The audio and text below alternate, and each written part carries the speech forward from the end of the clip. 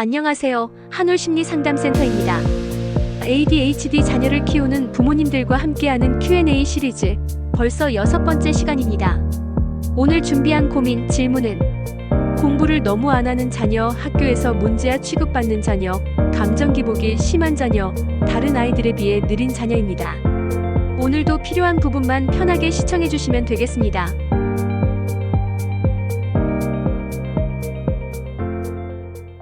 자녀가 공부를 너무 안 해요. 어떻게 시켜야 할까요? 많은 부모님들이 공부를 안 하는 자녀 때문에 걱정이 많으실 겁니다. 그러나 단순히 공부해 라고 말한다고 해서 아이가 갑자기 바뀌진 않죠. 오히려 강요하면 반발심만 커지고 관계까지 나빠질 수 있습니다.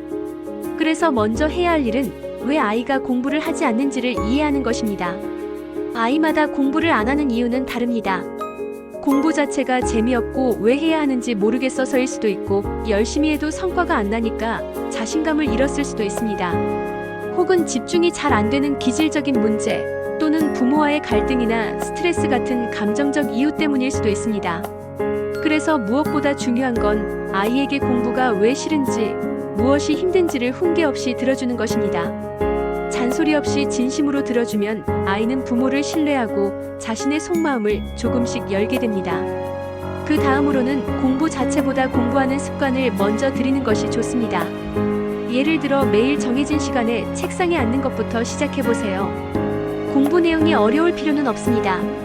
쉬운 문제집이나 흥미로운 책이라도 괜찮습니다.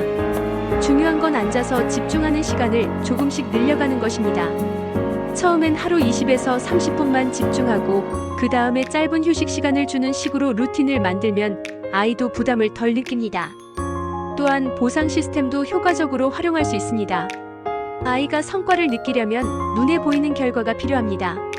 예를 들어 오늘 30분 공부하면 30분 게임 가능, 일주일 열심히 했으면 주말에 피자 먹기 같은 현실적인 보상이 도움이 됩니다. 다만 이때도 중요한 건 노력에 대한 보상이지 성적에 대한 보상이 아니어야 한다는 점입니다.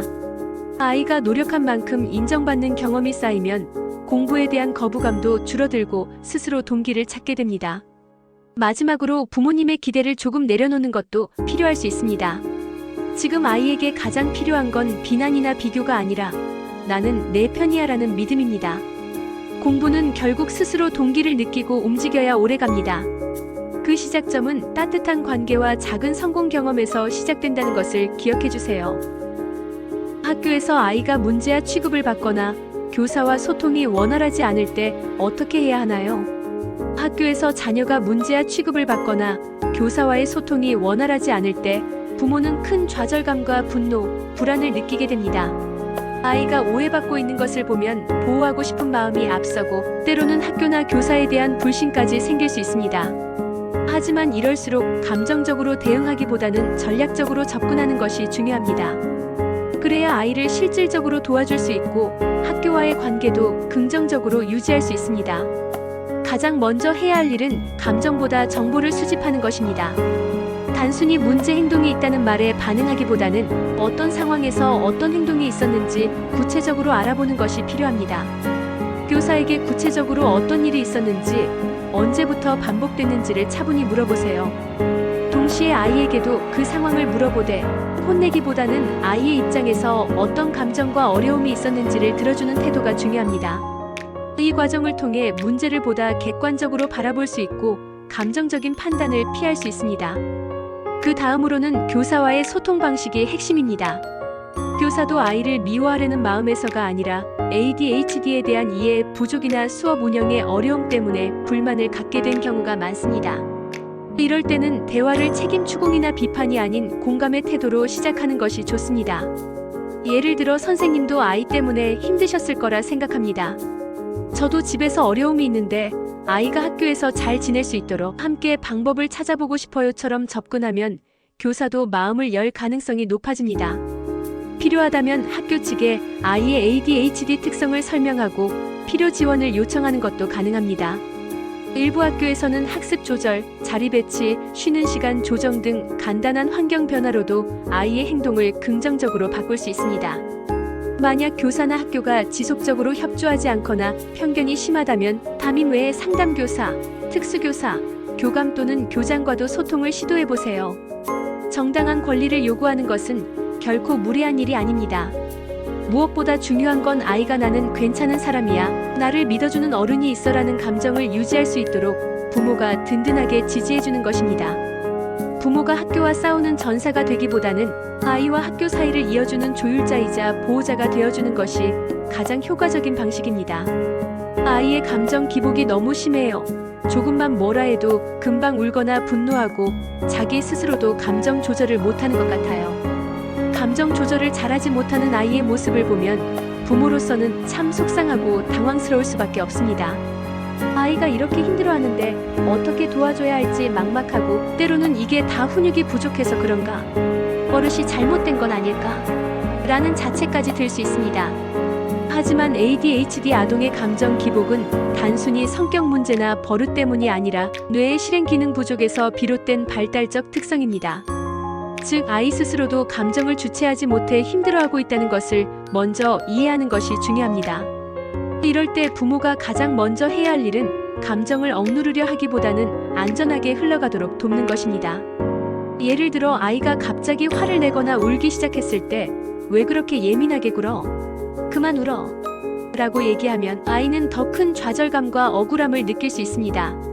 감정을 억제하라는 말보다는 "지금 속상했구나, 화를 많이 참기 힘들지?" 라고 말하며 아이의 감정을 이해받고 있다는 느낌을 주는 것이 먼저입니다.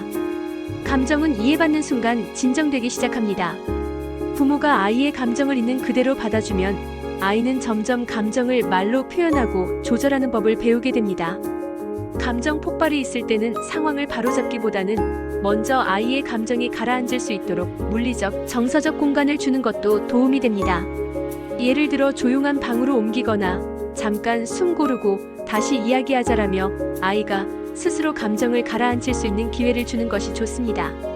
아이가 진정된 이후에 어떤 상황이 있었고 어떤 감정이 들었는지 차분하게 이야기하는 시간을 가지면 좋습니다. 이 과정에서 어떻게 하면 다음엔 더 잘할 수 있을까? 를 함께 고민해보는 것도 훈육의 일부가 될 수 있습니다. 또한 아이가 평소에 감정을 인식하고 조절할 수 있는 능력을 기를 수 있도록 감정 관련 책을 함께 읽거나 하루 중 좋았던 일과 힘들었던 일을 말로 나누는 습관을 들이는 것도 도움이 됩니다. 경우에 따라 전문 심리 상담이나 놀이치료를 병행하는 것도 감정 조절 훈련에 효과적일 수 있습니다. 무엇보다 중요한 것은 아이의 격한 감정에 부모가 휘둘리지 않으면서도 아이를 지지하는 태도를 잃지 않는 것입니다. 부모가 차분히 받아주는 모습을 반복해서 보여주면 아이는 점차 감정이라는 파도를 타는 법을 배우게 됩니다. 완벽한 감정 조절은 시간이 걸리는 일입니다.